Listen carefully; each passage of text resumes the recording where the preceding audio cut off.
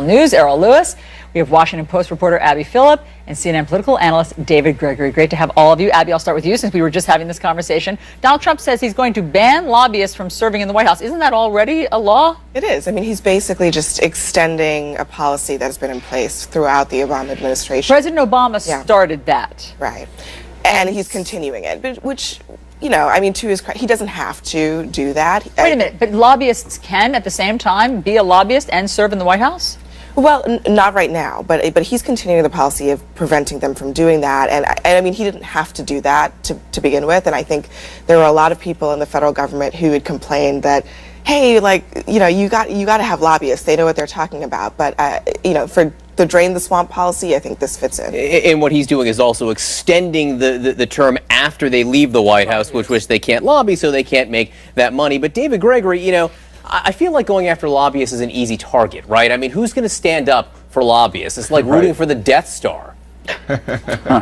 Well, that's right, but it's consistent with his message. Then President-elect Obama had a similar message, which is, I think, a reminder of the same effect that Obama had, that Trump is having, a true outsider status, and coming to Washington and saying, look, things are going to be different here. And the Obama administration had some difficulties with that, keeping to it and keeping lobbyists outside of the fray. And I think that the Trump team will have a similar difficulty. But this may speak to some of the discord with the Christie transition in terms of who was brought into the fold initially and their lobbying credentials. But again, there should be nothing surprising about this, given what Trump has campaigned on and what his values were coming into Washington and wanting to shake things up. But is that what drain the swamp means, Errol? Then is that it? I mean, or is it just all the corruption that not even lobbyists look, that we see in Beltway? Politically speaking, drain the swamp means do something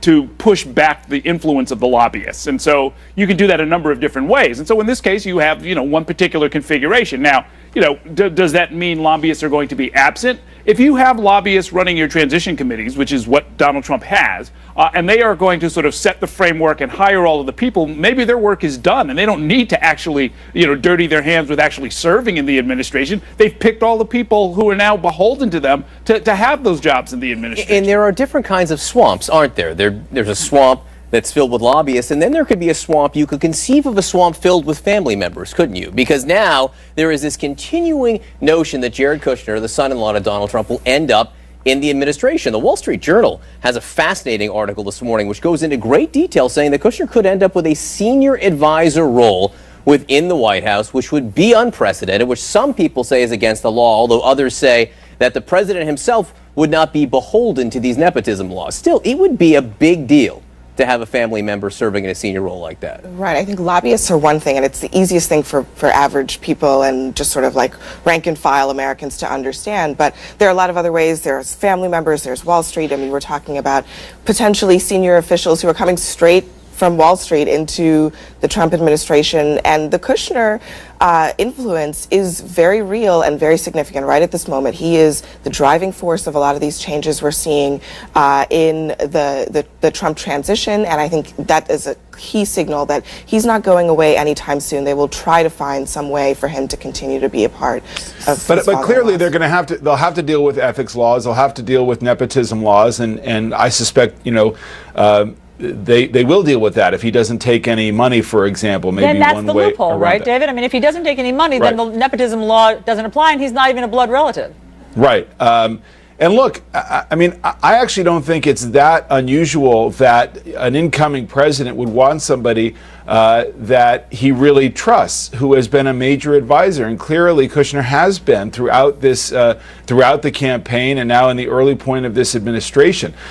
You know, Valerie Jarrett, very close friend of the Obamas, had a senior advisor role almost without portfolio. She was a major liaison to the business community, but there was friction in the White House as a result of that because she could go into so many different areas. And again, I think any president wants somebody that they're very comfortable with. If it's his son-in-law in this case, he's going to find a way to bring him in. But there are reasons, there are reasons, though, that the nepotism laws are in place. And there are reasons there's been resistance over the last, 20, 30 years, or since the Kennedys, frankly, to have this in place, because you don't want the idea that you're doing business or doing government work to enrich your family. And the Trumps have got to erect some barriers if they're going to do this. They have to make clear that Ivanka's bracelet business isn't going to be benefited by having Jared Kushner as part of these security. Well, some of this is new and unprecedented. I mean, what you just described about the bracelet and the family members and the almost impossibility of creating a true blind trust for the assets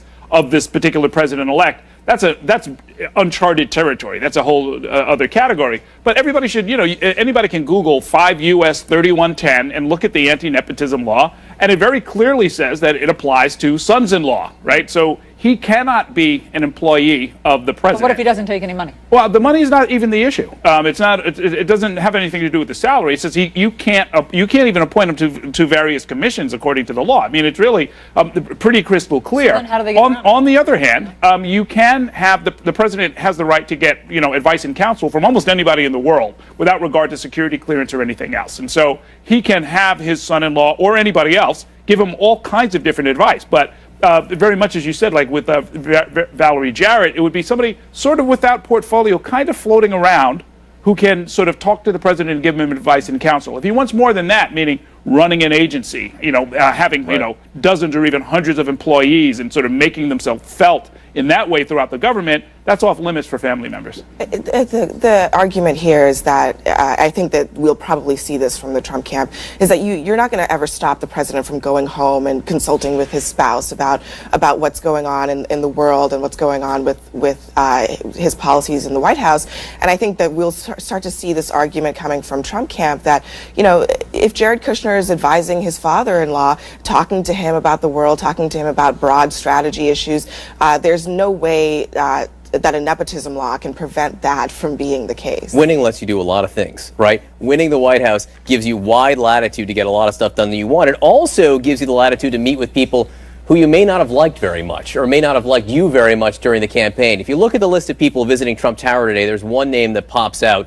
It's Nikki Haley, the governor of South Carolina. She is going to meet with Donald Trump, David Gregory, and all of a sudden people have been floating over the last 20 hours that Nikki Haley could end up with a serious job like Secretary of State. This is someone who was highly critical of Donald Trump during the campaign, and Donald Trump was pretty harsh on her, too.